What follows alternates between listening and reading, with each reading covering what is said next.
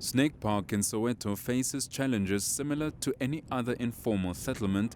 The difference here is there's a silent, dangerous, and invisible killer on the prowl, one that attacks on a molecular level. And these old mine dumps are white elephants from which this toxicity is disseminated. Yeah, we are calling them tailings. That is the end product, in a process of extracting minerals, and we call them tailings. Some call them dumps. That is what was left after they have extracted the mineral, and it was dumped here.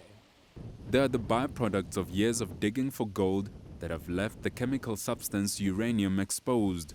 Uranium is best known for its role in the treacherous nuclear bomb used in wars. Uranium, you need to understand that uranium really was banned immediately sometimes back.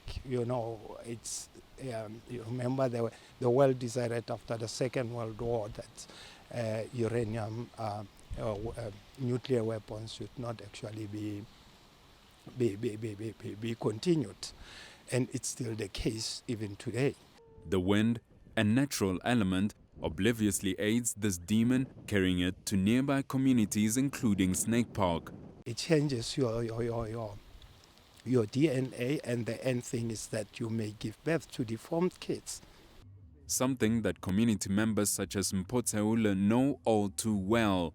Her daughter's first child was born with Down syndrome, something the mother of the child couldn't handle, shunning her in the process. Cousin ya papa go kena a nrometsa re o simpola ta ngwana le o ikgodisetse ene ka re ba mo notlella mo ntlo wa bona ke a re tsama ka koloi ya ngwana ya cousin ya papa ga ke nka ngwana a seyo ke thotse ngwana le naked a kentse napkin ka tla le ngwana ka kwano then ngwana ke mokilana le 8 months then ka thoma mo fatshe ka mo tlhabisa dipholi ka mo tsamisa di treatment ko bo fizo eng.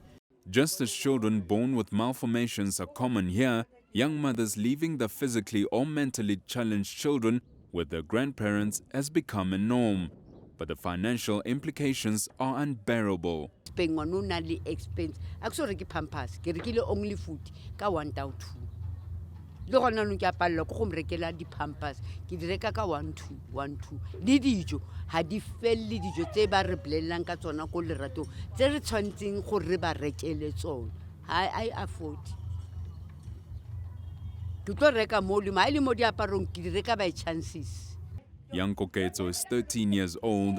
His condition requires him to continually go for checkups, but his grandmother is unable to maintain these costly visits. Ke a tsoga ka 2 ka 1 ke tshwantse ke mo kenye di rata tsa ka mo dinkong gore ka rona le di sinus gore ke khone le nna ke robale ha ke sa mo kenya le spray se sa asthma ga go ka re gona motho o nkisetsang yena clinic o bo ke le wheelchair ya mpalle ka phusha something malome gore nna ka bonna wa bona gona no le tsogo le kentse of operation ga nka bereka heavy ke tsoga le tsogo le loto le rurugile kutlwa eng botlhokwa ke re ha ke phomole. But a plight is felt by many more in the community. A local home for children has seen an increase in the number of cases they deal with. Ke increase e ngata a letsatsi le leng le le leng e leng hore la ke sheba motho a le pregnant fela sentse ho tla nthwengwe ka kelelong ka hobane bana ba bangata mo Snake Park okay ke bana ba tsamaya ba bua ba bang ba kgona ho iketsetsa nthwengwe le ngwe ba na le mental challenge yao. The home transports 56 children to a nearby school for the mentally challenged. 12 of these children stay at the home permanently. Community ha e khone ho handle problem e mental challenge ka hobane bona ka bo bona ha ba itsebe ba bang ba teng bo eleng hore batswadi ha ba batle letho ba lo esteem ka bana ene bana ba betla ka tlu ene nna hana fela hore ha motswadi a hlokahala ho tloetsala jwang ka ngwane o a pheile a sa tsweleng ka tlung e batho ba sa motsebeng e ba tlo motsebang ha motho hore nkgono a santse a hlokofetse. Humans aren't the only ones bearing the brunt for this. Local farmers sit with livestock affected by these diseases. I azikho healthy to azikho nhle to azikho right.